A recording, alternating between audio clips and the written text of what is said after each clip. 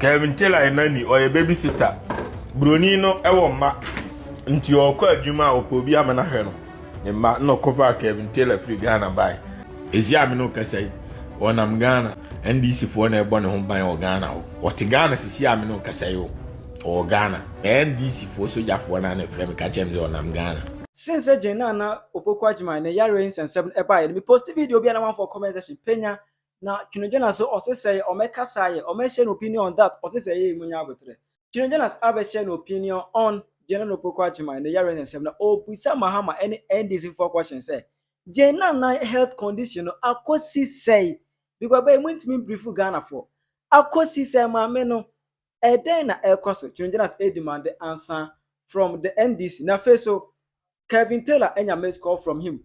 Twene Jonas asa be ma expose bia otirem say Kevin Taylor wo Ghana ha. Kevin Taylor wo Ghana sa serious. Na wa betre na Jonas mbram video ametirem say sofo bia owo US Ghana ni sofo US wo kuna yiri nyan say oba na transgender. Twene Jonas aba share opinion on that. And so ma mo ka say Richard Emakwe onya asantini edisi kan fata no so no. Wa be drop opinion on that. Aha Penyah block media. Message say ndem oba like video no other woman. Over subscribe button and click on the notification icon for latest updates. Na be try join them e comment. Metro so baso.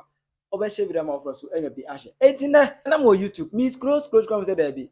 Twene Jonas the Almighty. Our life na zo. Ma me hwe de wunu ya eka. Me ko na say o kirem say Kevin Taylor akura na say US ho no wo no. Oye nani. Just ya wore na betena fie. Eso me hwe akura. Don say me ye fie adwuma. Ende me ho de me mansion. Ene weekends me chele me pa me tuka akofa krum. Akwa ba be sha be me anu. Me choice. Does that make sense to you? Cause me and I'm to me mansion me obi a anyam ne obi a nete. Yem pela me I make my own choices. Me obi a ne ase me mame kwasi adwuma o pressure bia na me so. Unti I do whatever it is I want. Me nkwadu negu anu. Hey. Matina ha mama ngo na say yo. Chairman ni amango na mama na say. Damn. Anyways, man. So, eti men am dem ho. Eti obviously stop talking about NDC and talk about the youth about the life of the youth. I Matthias you youth no say yeah. Come the ade bia by a friend red. Anko food gusu omonom ni gidi. Monya da in Ghana mpanifo Jomama.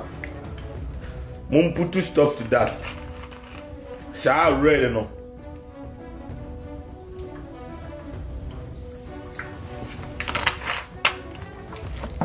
Ni pakura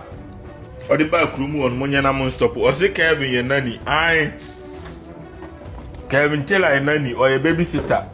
Bruni no ewoma nti okọ adwuma opobi amana hwe no. Ne ma no cover Kevin Taylor free Ghana by. No tifie no ye nani nti Bruni no po adwuma ba fia. Na fi wa be hye basement no aye video abetena se no akasa nti onye adwuma woni W2 onye adwuma da. Nti aboa sa no sense obeka me ntokwada bia me boni ni so ntimi mfa wom ontimi metena mo me ni osuro me o ma melo no na NDC for Jimmy no ma Jimmy kire say nipa no munim so onye obia munim say he's nobody. The Almighty is the most powerful person in Ghana nina. Enti wode mo beto amanim no na mo san di Jimmy edi na chi eso ne so abra munim so eba eto de edi obedwana jamo. And I made the move to position. Jimmy ya move position straight because mo ya moi. One of them once we jana jamwa. Once say only obi anya problem adabia or beba betina ha be dia tema be yesi ya be yesi me nkwa ontime ma for it because ro me obeda ba ontime ma obi ani ho betimi ya face the Almighty Twene Jonas. So obviously, I always see Kevin taking care of case, no job. And I say me nyina, on a meche me nyina o ama bruchi ame bobra. Na me say my baby dra bruchi one na bia menye sika na me kwa kodi oba echi akotwe ne mark school me aboa ho. Yankwase adwuma man ko ebi na anya nai. Abra me ba bruchi me ba me ntira me twi BMW no. Me powerhouse key ni ma me nchi ona nya o ya masa. Me powerhouse key ni key no crowd. Any BMW M division powerhouse key ni. Why they say me babuchi benya $1 million go my account mo. I me Jimmy wa. Why they say me san another BMW ni key ni. Why they say division competition me san another BMW ni key ni. Why they say powerhouse. I buy whatever it is I want. I will buy babuchi be some cha. $100,000 go on who account from that copy time be worth few years me donya me I'm telling you baba bruchi na the adwuma ya oyere o the adwuma ya ompena obeye forever because who is scar be possible and no ametie ai sofu bia o say I mind kwa so dem o say obebo mo tresam no amo musika sofu I obani nimsa so dan no aba tresam e bone na sofu aka cho say onu adam fo mra na me momo tresam memo musika no mdi amerika ko no makwaje tresam no sofu mpo enti die na chese scan kurawa o ope bibie ope obad na be show fia unya o romantically amerika enti ade na nko pesika en wode be wo mu se die enti am se na nsen ye hwa kabitela be ye life acha kakra e ma bnika bro video kra me stress e free fa e di ka be breaking news me se kabitela e wo Ghana. What I say was a breaking news in the bro video said Kevin Taylor ewa Ghana. Twene Jonas so that to say Kevin Taylor ewa Ghana na soldiers for na e born home by na e mu ba kuna man tip off as a Kevin Taylor ewa Ghana. Was it Kevin can send you to Ghana ni oyam jaw no bi ka your mama na akra onye obi a mani your mama ni stromio Kevin Taylor no dey just comedy so di mama chi na mama mani skato aduane di na Mahama abere etua ni TV mano nti NDC 4 TV o ma bia mano ni nyina Mahama ne sponsor woni kapre ezi amino kasai wonam Ghana wonam usuru so bibedi ne bone wonam ano hwehwe na chi NDC 4 na ebone ho ban o Ghana o te Ghana sisi amino kasai o Ghana bisame wonya be kame pe ba bia nam bia o mefrɛ me aka che NDC 4 soja 4 na ne frɛ me ka che me wonam Ghana Omwa ne frame agent so nam Ghana ni amomo order so mon guide no wonam Ghana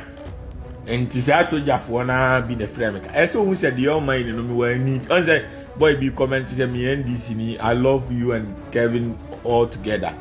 but I don't want you to fight because we know Ghana ni bi opo man ni bi apa bi o man yasem me na me de me platform campaign ma mu nyina no MPP for nam dada Ghana for say me mabeji sika na menye kobo because na me say akufo aduma jimi nti mo mra na mo mede mo meboa na o man ni nye enti me metia no I'm not here for party bia I'm here for the benefit of my people. I want to see Ghanaians have better job to do. I want to see Ghana to develop. I want to see Ghana to survive. I want to see Ghana because mine ya now na munanya unsuro se akronfo ba be wiawo unsuro se obi be kum unsuro now is saved to say bruche ye save na ebeboa me no mi nyina Think Santos no betisi je no poko agima ne yaren sensem on say ma mejin oyare ai say Ghana fo nyina dem pai eta na chi so for so come share na monchenchen ne the air but ye hu NDC for no Mahama o me address the state Japan Ghana for na yem share kakra e wo ho Twene Jonas ebuda say ma mere yaren sensem akodi say come and explain something to us ne ho yeso a moma ne nkasa ma yente ne voice enti adwomama nkofu ahamia se memna me fire mo no makwa kuku jinana ma voice no enti meme de meme mfio mo because mo nim se me mo wontokwa enti meme expose mo se mo an makuku ba me no na nsi o da bi yale etime bo bia enti ma me no onwuye enti sesi ano NDC fo mo mama me no mekasa o mema State of Nation address se mu se ma me ne mampanyini o Jomama ni wosisi a o na eruli se mu se ano mani nyina o Jomama ni ho a ma me na eruli mo Jomama tu kwan a ma me na the vice enti se vice ni yale na Ghana fo ntehwe na da bia asofofo no abeto se ya ye na yi owusu bempam se o osma me na wu asofofo no se wawu asofofo no agimefo no akuzan asofofo no se mo ma me ne be kasa na vegan ni bia ye setting na komato ne yem no hu se ye mampanyini no otiase because Ghanian expect a leader. Mama nkasa ne yente ne nka. Ana so funum de nkomhye na na ho left right center no. In fact, Christian Yohunu wanya score. Twene Jonas etire mu say, enti IGP owo pa sebe no ho ne so mfaso ne say a. Asofo emodi owusi bempam di wo nkomhye enenam Ghana ye vice president ho. Na wontim nya hwe. Otirim say eye dampare a. Enka wachi wo mu dadaada. Say ye leader we no. I was say bibi adwomama to consistency there should be somebody all representing Ghana na obo Ghana ho ban. There should be somebody who taking orders Ghana for taking military one police will be taking orders from. And to say nipa no when we don't see the person, you know, na asofofo agimifo na mo so wewu asofofo si e be na yi asofofo e fear and panic and na mo IGP no oluma no fa so bia ni so owusu bempam ka say maame ni be wi e be na yi say ntina mpeda mpare asem no akwasise omu dadaada mo IGP no nyansa bia ntim agime no oye slow o awu meba be dey the top ba be fire no kwasia eti oman mu na oye police panyini IGP na nkwasia force packet fear and panic edigu oman no se mampanyini vice no obewu am yaye na yi na nipa ne yare na omo de fear and panic eto so wu ama sisi nkufo ha mi ase maame na wu no akra be post to comment say is it true that maame na wu en na nkufo kra ya say oh omo NDC fo ne kan hwe nti omo nim enti say asofofo we mu no obi yare a eye normal obi owiase bia atimi yare ti edi entina obi yare ketua bia no mde jimia be fa akire na nipa ne ebe na yi na police fo gu oman mfaso ni omoso omtimi nko invite bia na agimefo mu guo mfaso bia ni muso what kind of policing na IGP na amode na ba no oye what kind of damn parentina me pena sem no nti dwomama se IGP we oni nyansa o ntimi nya adwuma na kan kofa damn pare ne bra na yemputu sa agimisem we yen ende no because damn pare to no ntimi nyimi sa o be kwa akochima o musesi a on nkwasi asem se obi yare ya na mabona wuto obi yare ya na mabona wuto e de ni jimi no nkwasi aman men no eti sa no ma we nyina we have to put stop to it enti minim de enti asofofo agimifo we mu no mutimi ja omo no mu jimi sa omo ne paracetamol omo ni enkofo yire no omadi omemese nya se ma asem faso ni so na mako ware a na me yire ko mu ho a ka be hu ne meye no mekwa kugya no masa san kwase afo ye okwa kodi unu asa ba je hu sika nyina dada sa koma oye fakugu aduanim na no ma okunu okunu ni nyina akura ana obeku nkunu na firi ase ama so agimi o mu nyina jimi fo nko a menya se ma asem kofa ma asem a problem na mfaso ni so a na ya de se me makoko ware a ka me yire ko a kwa kugya no yankwasi asem we anyway dampare anko waye bibi was dampare de o shebe to asofo nse sofu bia ni ho be ma na obetwe ma no to be shem kom se obi bewu these doom prophecies no on twem obia even also be mpa kwa na IGP ko chi ni tum ene na ma also mpa benya agufuo against MPP as a political party because no come se wo ehunu come se na enom de ko chi ni etum we ma odwa MPP ni say on tell won na bompa de MPP aba power na mo sama mo IGP ebet no tia say but Twene Jonas etrim say IGP dampare so amfa so you hunu bebe because ohun say we no nya reso be yadwuma be yadwuma anka nyuma pa dampare eye anka toa so but ohun say wate ada ono say na pambre vira me kire mo say Pastor Isaac awe Ghana ni oya asore e wo US Texas wa na yire se kai akuno a night after their wedding the tell ni na yire no ekuru adem say girl no Sandra eye bema no akoye no for is what we bibia so oba but na ha mu ne de mema de na sen ho e de ne Pastor Isaac eni ru adem no omu tache wo go ha ma he ene na nbufu your tam say kai wa wo ne makoma ku 40 eno no Twene Jonas ebe share an opinion on that I say we koye victim of say wako wari oba na de ni duru fi no ye bema enkunkuku no on makasa asem we akire mu Ghana ni bia ono nso ne yire se ne yire ni yede on yire ni yede onu atwi sika no akuno enye sa ompe obi a koja no entu de bema ko duru fie na se oye we feze wo de oba ku fie na se okọ ene kwati sinsen oye bema we asem bia ni o kaya se wo de wo to ade aba na okọ akope hotel bi ada wa frɛ na ka kyɛn sɛ ɔmpake ne nɔɔma na ɔnkɔ wo ka sɛ wobɛware ɔba wankɛ sɛ wobɛware bɛɛma asɛm biara ni wɔ wei ɛwɔ m so abɔka kwahyia di a yɛntia so mmienu next time asɛm biara ni hɔ dan sɛ wobɛkɔ twi sika twitwa nipa no na wabɛdane criminal no wabɛdane criminal na afei wokɔda prison because of wanya abotre ntoboaseɛ wie nkunimdie ɛna wɔ ade a wokɔyɛ biara sɛ mekɔ akɔware ɔbaa mekɔtwe mpena ka hu sɛ wokɔtu sika no agu woyɛ bɛrima saa nɔɔma no nyinaa mfasoɔ ni so ɔbaa mfasoɔ ni so abra di ade a mfasoɔ so yɛ adwuma sɛ wobɛnya adwuma ayɛ na wanya adwuma ɛyɛ adwuma atwia wo ka yie ɛno na mfasoɔ so ɔbaa mfasoɔ biara ni so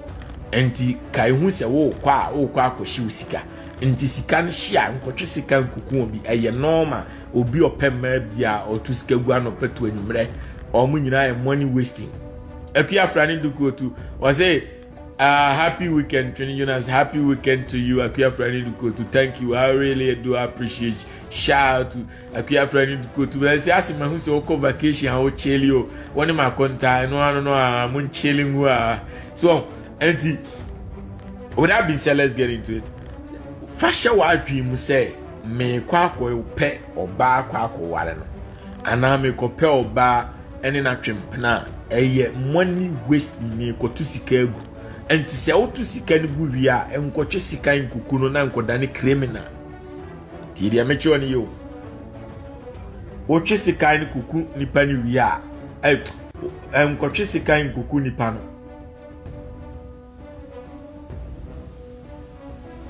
enkotwe sika no nkukum nipa no na emedane criminal so mesrew mumyensu nyansa na nyansa faso so jimi problem ni amane na deba apia friend go to us take care. I'm just passing by. Thank you, I really do appreciate you. I'll take care. Thank you, I love you so much. I love me my apia friend to go to enjoy your weekend. Thank you. Enti mumyensu so say me kwa ware oba me kotwe mpena me kotu sika agu nti se me kona ankoye yi a me sika ahye no eye normal nti wunne nkwase sika obekwa kotu agu a you don't qualify so obekwa akofire or you don't qualify so obekwa akotwe mpena because the teno eye different from ene tete se kwa fra ne duku otumu sei omo time no na ema asem ne mema asem no enye sika o na omu eye yaduru ya wale ya time ni akwa ware setem na ye free be real true love na we wiase ene o ema omunam wiase no pebema ama wato aduane amanadi o pebema ama abebo ne ho ka nti wo kɔ no eka na wo kɔ fa so a saa na wo wiase true love die ni ho nti America kura sei omo a boys omo ba mi tu omfo mu fa mafutu yi omo anynyim kofo mai omo nyina pressure do omo so meme nkwanyim obi abai me da time pena me sorry me ne bia ne asem pressure do mo so di entia because a man de o mako court child support ti o ye adwuma pa ba scan ni hu say physical e hu scan system ni scan no me akoma man o romare ai eti di ono so child support na ne so a pressure dan so ofie no da bia o ban de car to o twen enti o ye adwuma pa o but physical sika onya bi mfanto atale crash onya bi mfanto aduane ni onya bi ontimi nya sika nkoto BMW ntop in petrol ngum ti sɛ dabi nso oni na ye adwuma ba ko so ne sika no di dru fia no etuaka oromai enti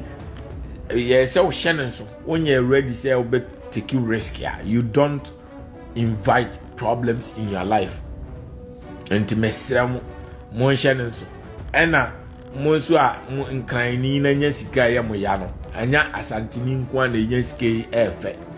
anya asantini nko a na nya sika be yeyi enti akwa no ya ade kegeti ahye asantifo kuru adum hye ya waduru ho wabe donate 5 billion ya ade enti mo mi show greatness ni nya se obi wo bibi na omfiri ekrom a yetan no obi wo bibi na omfiri ekrom ya adwen se nya ade papa and it is a tiny with scar yeah appreciate no and crying with scar yeah appreciate no near one no cause in yes camo say be ya obi ho chire no be all the Ibrahim Mahama mo the case be abrem met me the betuma ni companies in abegu because of say Kevin Taylor boa no omkobo ni pa ma ni begimi but my dwene ho an say me gu papa ni nwuma e de na manyame nyahwe papa kuro ya so na Kofi Adoma na ni tu a papa yi ekoye donation ni erehwe Kofi Adoma enti se obi wo sika wo man no a edi ntina me ko attack na even though so ma jimi o ma kotua sika se obi mejimi wa ha but se me kogu adwuma na me dwene ho tutu na nipa ono ya adoye ono obeda ne hia ni ti se Kofi Adoma next time Kofi Adoma konya problem a hwan na ekoma ni sika ama ne dia akosa no ya de enti even though say NDC fo na jimi Oma kutua obi sika se o mere o me attack me ena omo de NDC fo mpanifo no nwuma abrem se mengu no but se me dwene ho akwa akira am se daabi se ye man sika fo da ne ahiafo a hwan na ebebo ahiani enti ane menya dan menko tackle Ibrahim Mahama ni cement business o mo de abrem ene ni nwuma ni deal bi a o mo de abrem menka because me ko kan na se ema enoma ji epansama me omuntu binya me hu because omane de omo ho aba na me destroy them but the mention say what is the impact what the society and the community and I wouldn't talk about it so enuntina the bia me to NDC for so mu judge me what but the goal is to be rich the goal is to be able to fix the problems say be ya Ghana ni enu ne ho so koto abama and the goal is not say yemmo pa na nkofo ni Ghana for na tem it doesn't work like that and once you are able to avoid that problem Kevin no mo na maniska mo betima control no wa medi obi atem bi wa ebema adwuma pa adwuma ma ye no nkofo appreciate ba say oye adwuma pa na o say ma obi di atem ni die na concentration ne be koso Emma adwuma pa so da I'm telling you the fact that dumoyi ehye no Mahama ko ho once obi ante but abuana Mahama man ko di o matem no bisa say ade na trend on social media atem na abuana ko di o mo na trend ba say Mahama ne ko ya woni o mo nyina ko su ye na de abrahye obi ante so entitem bia no wo ya de pa fa de bone metato onya sa de bone no mumbeje the spotlight. So, and even though say Mahama is doing good job, well, people don't talk about the good job no more because they are talking about Kwana wa employing a money Ghana for them. And it's better. Obviously, Twene Jonas, you know, blast I don't mind. When I'm my medical come on your channel, medical won't share a copy video na here. Ana mo say boy bi na no di matema friend no adwempa hen wawu na grada moni age obi ani agitie me boy no wadi matema for so many years enti wawu a anya afi na me ba be jubilate ewuo obi anim ochina asem obi anim adechie mu asem obi a owias bi ha bewu otam nyanso ya na otam nso ye enti ni nyina se obeden obehwe ohusu yi se be ya obenyina achedi nua ne papa enkuyo bia de enkosisi obia bobrapa kanokre natina wiase won na meje no abeboa mu anyina ache Twene Jonas obekasa you say gumbi ni superment or the aba you say futu or the aba ano tirem say Mahama any endis omutime brief Ghana for about the general no boko admanera and semne efa na kosi na edeso na ekoso ohia answer to this particular incident tira wadwo mama e wo comment section hi Penyah.